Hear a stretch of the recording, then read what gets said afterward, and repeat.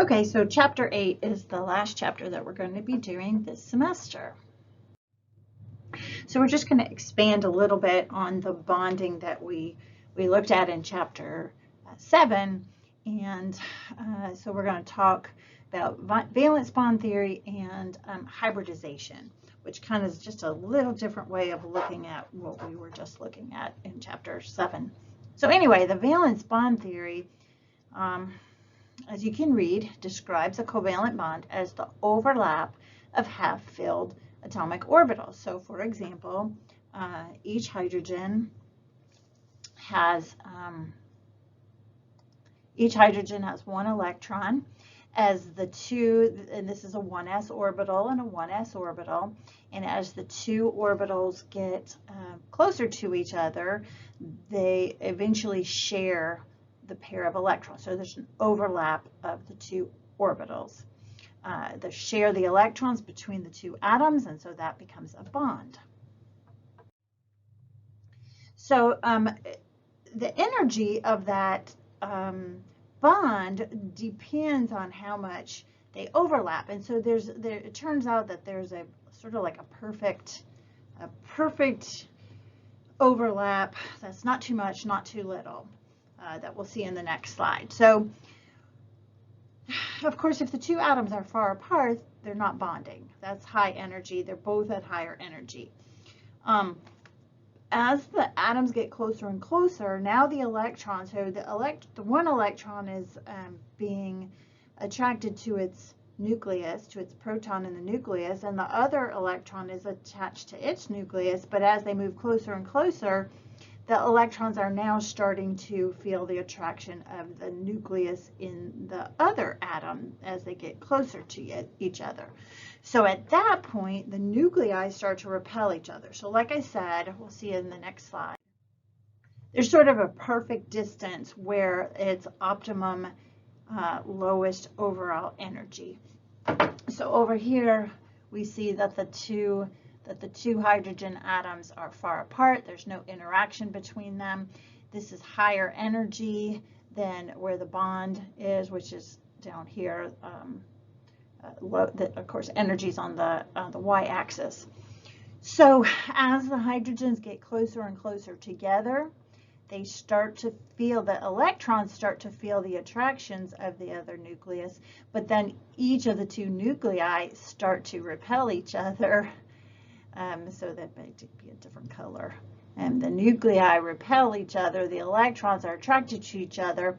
It gets to a point where you can see here, for this one happens to be at 74 picometers distance between them, where the energy is the very lowest. If we kept getting closer and closer and closer, the nuclei would be too close to each other. They would be too much on top of each other, and the energy would go back up. So a bond is just where we have the perfect length, the perfect distance between the two nuclei, where they're attracting both electrons are being attracted, but they're not yet in each other's way, and the nuclei don't repel each other.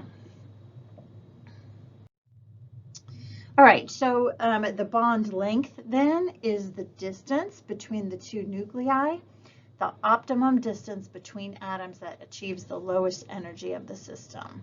So generally we go from nuclei to nuclei, and that is the bond length.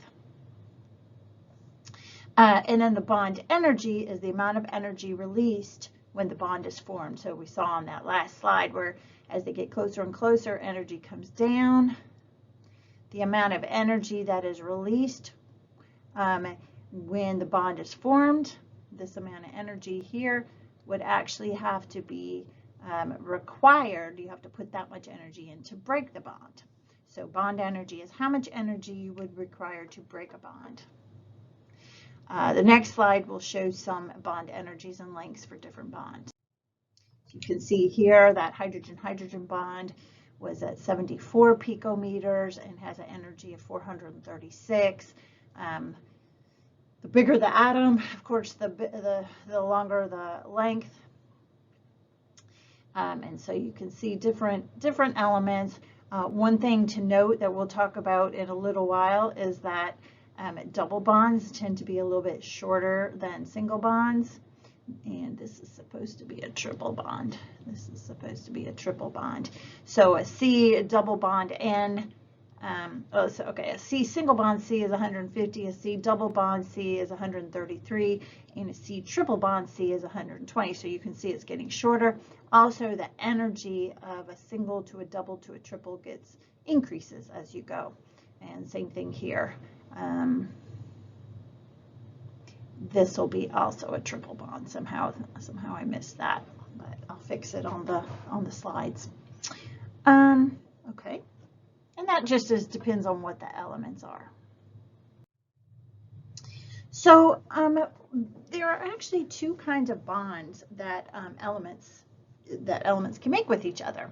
The first is called a sigma bond. Sigma, that's the Greek letter sigma, so sigma bond. And a sigma bond is an overlapping between atomic orbitals. So you can see here, this is an S orbital and an S orbital, and they overlap. That's a sigma bond. This is actually a P orbital and an S orbital. They're overlapping here. That's a sigma bond. And this is a sigma bond that happens between two P orbitals. Sigma bonds can also occur between two hybridized orbitals, which we haven't talked about yet. That's our next topic. So just keep that in mind as we go further. These are atomic orbitals, but hybridized orbitals, this will work as well when we start talking about them.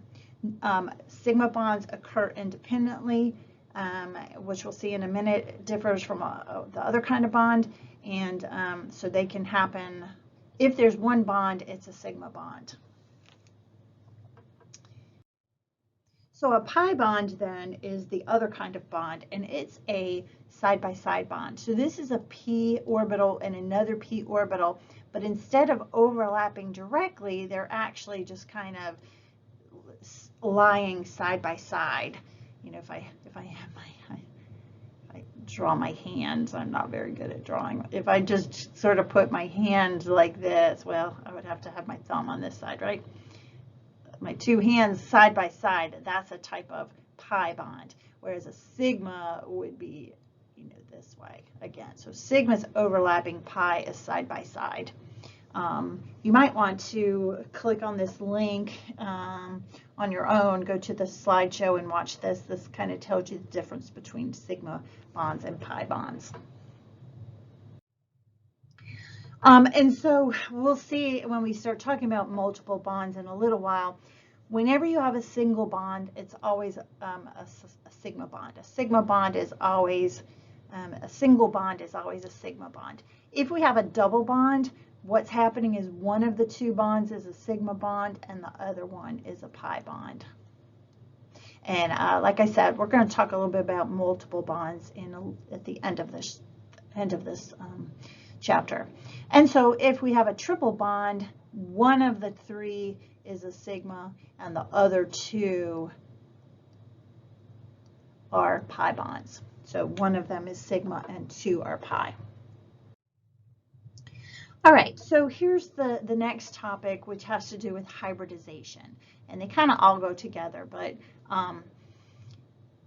this kind of theory came about because if we think about like a carbon CH4 bond, we've talked about CH4. We know that when carbon with 4 hydrogens from the previous chapter, we saw that we have the tetrahedral. There's four attachments, and we have a tetrahedral shape.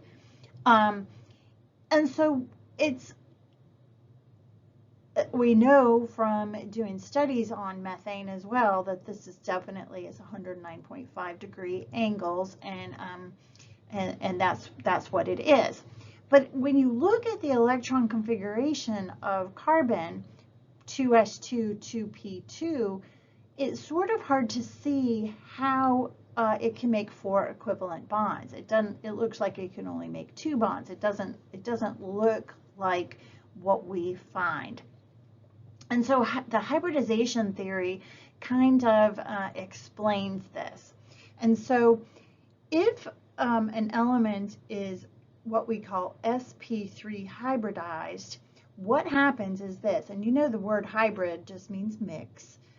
It's a mix between two different things. A hybrid car is electric and gas.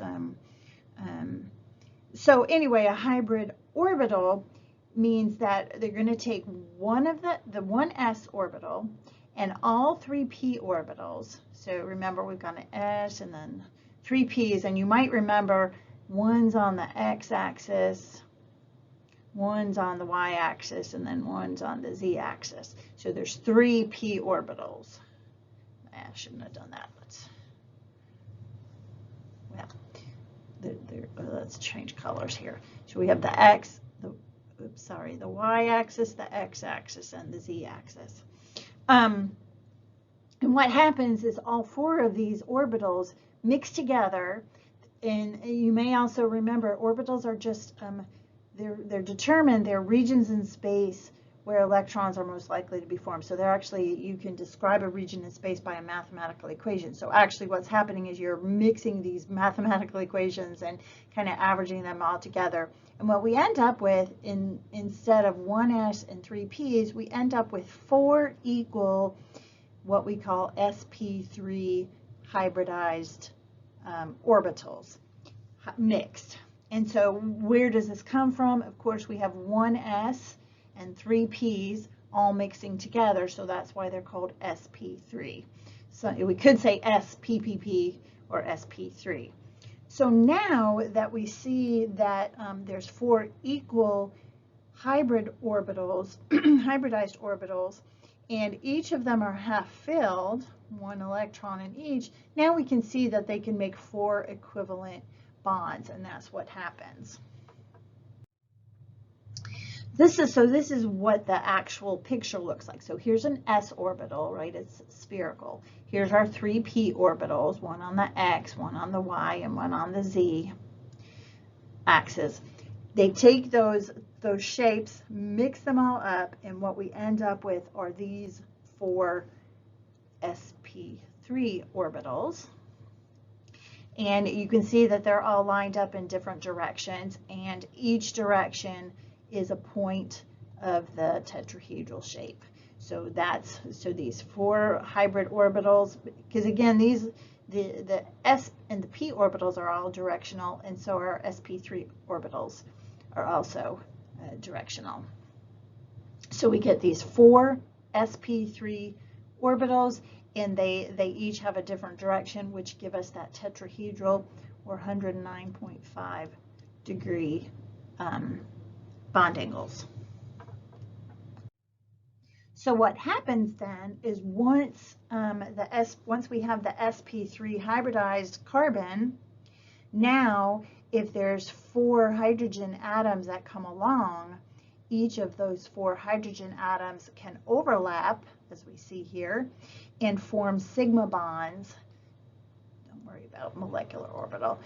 So each of those will create a sigma bond for at each of those lobes, and so that's why we have our tetrahedral shape with 109.5 degree bond angles. So a carbon that has all single bonds is sp3 hybridized, and it makes 4 sigma bonds, 4 single bonds. What happens if we take 2 carbon atoms and combine them together? So here's a carbon that's sp3 hybridized. Here's a carbon that's sp3 hybridized. One of the, and this is what I was saying earlier, so s orbitals and p orbitals can overlap, also sp3 orbitals. So here's the overlap of 2 of the sp3 orbitals. So that's a sigma bond again, because it's an overlap of the 2 orbitals. So that's a sigma bond, and then we have 3 more sigma bonds with hydrogen, 3 more sigma bonds with hydrogens over here. So each of these hydrogens overlap on the other 3 sp3 hybridized orbitals, and then one of the bonds is between the 2 carbons. So this is what ethane looks like, C2H6. And go on, and if you take some organic chemistry, you can actually take another carbon and bond it on here, so that they can keep overlapping and make long chains, you know, that keep going and going and going with more carbons if needed.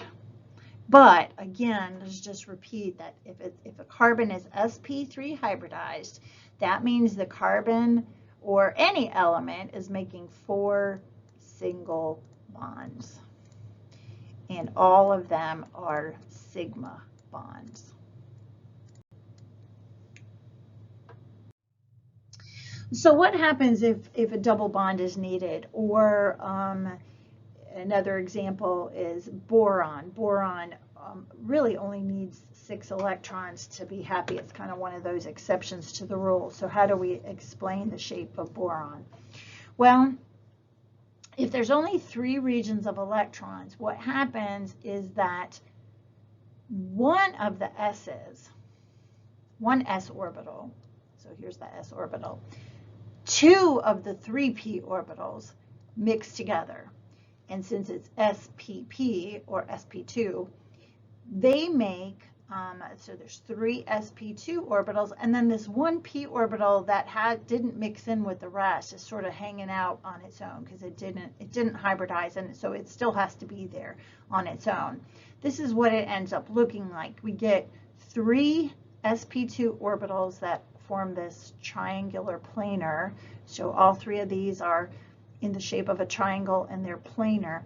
And then the 1 p orbital that's left over, that's not with the mix, is perpendicular to the other 3. And so these are sp2 orbital, sp2 orbital, sp2 orbital, and this is a p orbital. That's just empty. Well, or it could have an electron. We'll see. We'll look at that in a second. But the idea is that that p orbital is perpendicular to the plane of the others. So here's what it looks like when we've got this is the trigonal planar. Remember, so if we have 3 regions of electron density, it's trigonal planar, 120-degree bond angles.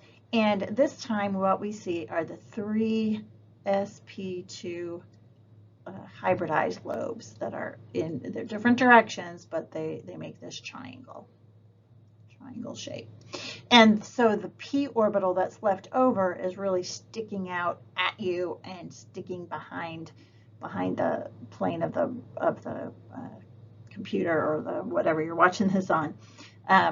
So it's kind of coming out and going back at you, perpendicular to this triangle. So here's what's happening again. We're taking 1 s orbital and 2 out of the 3 p orbitals, mixing them together, and we get 3 sp2 orbitals. They each have 1 electron. And remember, boron only has 3 valence electrons. And then there's this 1 unhybridized p orbital that actually happens to be empty in the case of boron, because boron only has these 3 electrons, so it makes the trigonal planar. And so if we look at this, boron again is sp2 hybridized, so it's got the 3, it's got an electron here and here and here. And then if a hydrogen comes along and forms, we'll do that downward, forms a sigma bond here between these 2 electrons, and then another sigma bond here and another sigma bond here. Now in the case of boron doesn't make any double bonds, and so actually the p orbital is just empty. And we'll see, this is supposed to be sp2. We'll see in a little while that actually this is what happens when we make a double bond as well, that the empty, it's not an empty p orbital and it actually has an electron, and we'll see that in a minute. So if there's only 3 bonds, they're all 3 sigma bonds. And we'll see more in a minute.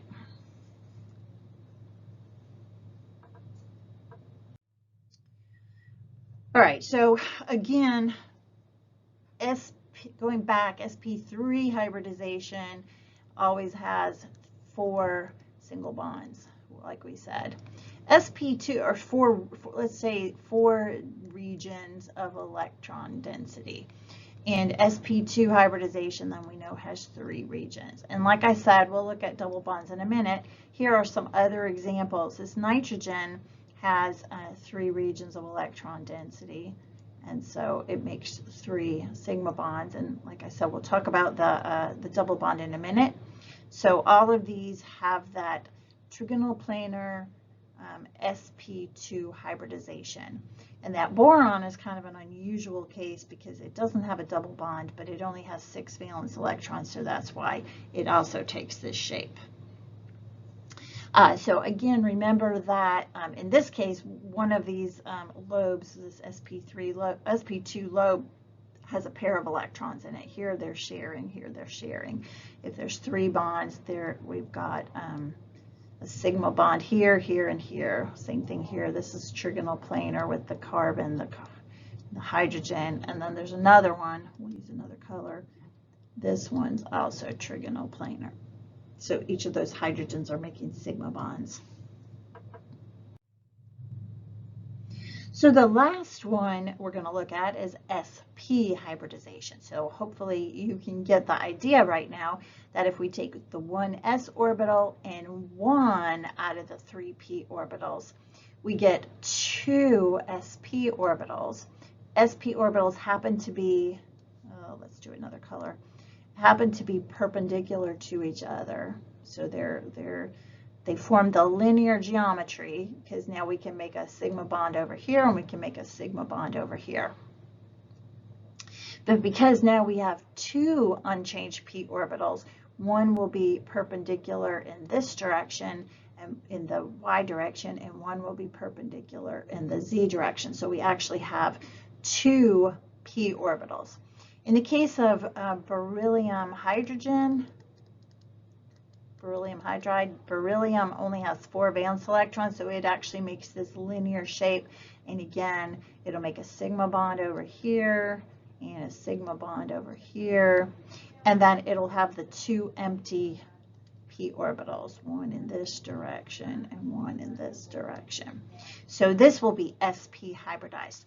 But what's more likely to happen, and what we'll look at in a few minutes, is that these p bonds, p orbitals, end up becoming part of double bonds or triple bonds in this case. So we'll look at that again in a minute. These little videos, I also have them linked on Canvas. They also show some of this hybridization, and is just a different view on them and what they look like. There's a couple other hybrid orbitals for more than 4 bonds. If you take, if you need 5 regions of electron density, what's going to happen is you're going to take 1s orbital, all 3 p orbitals, so that makes 4, and I need one more, and this can only happen, remember, anything in the second column can't do this, but if it's below the second column, there are d orbitals available. So 1 d orbital joins the mix, and altogether we have 5 what we call sp3d orbitals, and they're a mix of 1s, 3p's, and a d. Again, when we mix all those together, we end up with something that looks like this. Again, it's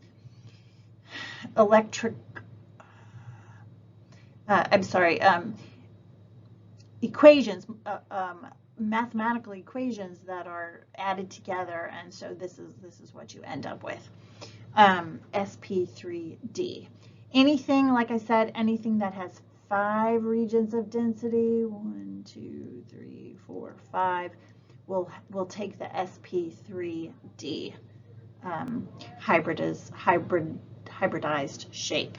And we call that, again, same as chapter 7, trigonal bipyramidal structure. And then finally, if we need 6 regions of electron density, then you can see we mix 1s, 3p's, and 2 d orbitals to make an sp3d2 hybrid orbital. It is the octahedral shape, and there are 6 lobes, 6 of those orbitals, all able to make sigma bonds. So here's just a summary. If we have two regions of electron density, it's linear. That means that we are sp hybridized. If we have three regions of electron density, it's trigonal planar, which is sp2 hybridized. If we have four regions, it's tetrahedral, sp3 hybridized. 5 regions is sp3d hybridized, and remember it's got those funky, I didn't look at the bond angles, but 2 is 180, 3 is 120, 4 is 109.5, 5 is both 90 and 120, 120 around the center and 90 up and down. And then all 6 is octahedral, sp3d2, which is octahedral, and they're all 90-degree angles. So, so you can predict what the hybridization is just the same way we predict the shape. So if there's 3 regions, it's sp2 hybridized. If there's 4 regions, it's sp3 hybridized, and so forth. All right, so now let's just look really briefly at multiple bonds.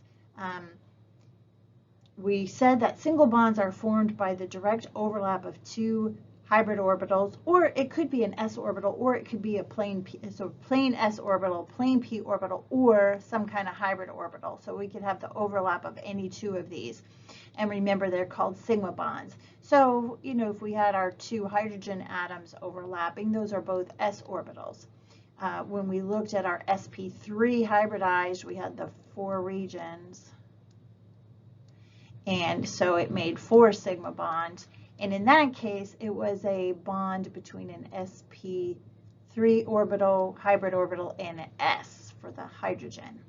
And then we also looked at if we combine 2 carbons, we could have 2 hybrid orbitals overlapping as well. But anyway, the main thing is that if we have them, a direct overlap are called sigma bonds. So what happens to make a double bond or a triple bond? Well, these are then the pi overlapping p orbitals, and I'll show you a picture in just a minute. So keep in mind, if we have all single bonds, they're all sigma bonds. Sigma are single. So a single bond is a sigma bond. If we have a double bond, like we saw earlier, it's a sigma bond and a pi bond, and then a triple bond is a sigma bond and 2 pi bonds. So I think we have better pictures in just a minute. All right, so when in ethene, which is carbon-carbon double bond, we can see this trigonal planar, so it's sp2 hybridized. If you see a double bond, it just generally means it's sp2 hybridized.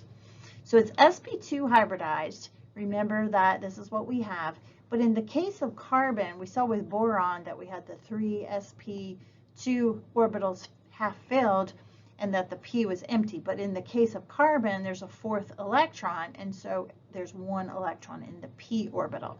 So 1 in each of the sp2 orbitals and 1 in the p orbital. So here's what happens when we put 2 of them together. Here we have the sp2, this is 1 carbon, draw the carbon in, and it's got sp2, the 3 sp2 hybridized orbitals, and this it's pink and blue, but just think of it as the same color. I'm going to actually, let's make it pink. I don't have pink. Okay, we'll do blue. So if you kind of keep in mind that there's other reasons why one's pink and one's blue, but it doesn't pertain to what we're talking about. So we're just going to assume it's a sort of the same color. So assume that these are kind of both blue, and we're going to fill that in to make sure that's kind of make that blue. So what's happening here is this carbon is sp2 hybridized, and there's an electron here and an electron here and an electron here, and then there's 1 electron here in the p orbital. So the sp2, sp2, sp2. So there's a sigma bond here between the hydrogen and the carbon, another sigma bond. And as we said, this is a sigma bond between 2 carbon atoms. But now, and there's also an electron. Let's make the electrons green here. So we will, what's a better color? Let's do red. There's an electron here and an electron here. There's an electron here and an electron here. So they overlap to make a bond, they overlap to make a bond, they overlap to make a bond. Actually, it's drawn upside down. They have to be equal and opposite. So what's going to happen is that these are side by side now, and they end up forming a bond. And even though, you know, a p orbital is up and down, it's got two lobes, but keep in mind that it's really one. That's why I tried to color it in, because it's really one orbital. It just happens to be both above and below the atom. So this is one orbital over here. This is one orbital over here. They tend to do a side-by-side overlapping bond, which is what you see here. That's considered one bond. So here's a sigma bond, and this is the pi bond. And so there's two bonds between the two carbons, one sigma and one pi. And like I said, we see a hydrogen bonded here. So a sigma bond, a sigma bond, sigma bond, a sigma bond, a sigma bond between the two carbons, and then one pi bond. And it just happens that the electrons are held. So this is all trigonal planar, but the pi bond is above and below the plane of the molecule. A triple bond then is very similar. Triple bonds are sp hybridized, and so you can see here again. Let me kind of go with the blue. The pink and the blue. Well, what I would prefer is that this. Let's see. This is one orbital up and down, and then another orbital. In fact, let me erase that. Let's call that one blue, and let's call this one red. It's kind of a little better than there's a reason why, but I just want you to be able to clearly see the difference between the blue one. Let's call the blue perpendicular, and the red is like parallel, but it's perpendicular in the other way. And so let's go ahead. Let's call this. Let's make this red and make this top one blue.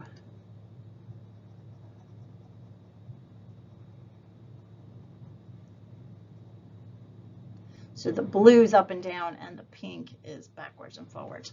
So what's happening here is that we've got a carbon. I'll do green. We have a carbon here that's sp hybridized.